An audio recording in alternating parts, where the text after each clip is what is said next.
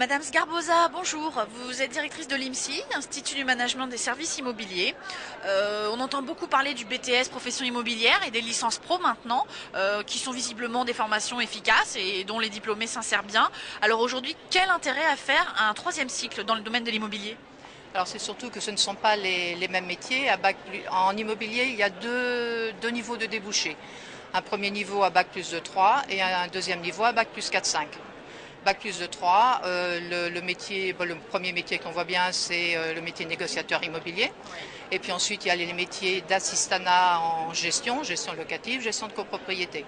Tout ça globalement en immobilier d'habitation. À bac plus 5, on arrive sur des métiers plus complexes qui sont plutôt ceux de l'immobilier d'entreprise, éventuellement ceux de l'immobilier d'habitation pour quelqu'un qui souhaiterait évoluer un peu plus rapidement vers des fonctions d'encadrement et de direction de cabinet d'administration de biens. Aujourd'hui, on parle de crise, notamment de crise immobilière. Alors, est-ce que du coup, les gens qui souhaitent travailler dans ce domaine sont touchés? Est-ce que c'est difficile de trouver un emploi? Alors, il faut être tout à fait honnête, il y a certains secteurs aujourd'hui dans le domaine de l'immobilier qui sont effectivement touchés par la crise actuelle. Ce sont les métiers de la transaction, parce qu'on est en général un petit peu plus frileux. Par voie de conséquence, les métiers de la promotion immobilière, puisque évidemment ça ne sert à rien de construire des immeubles qui ne seraient pas habités. Et puis également les métiers de l'investissement.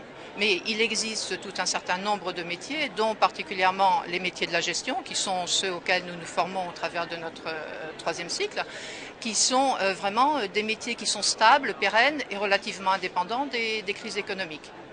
Du coup, vos diplômés s'insèrent plutôt bien dans ce domaine-là, il n'y a pas trop de soucis.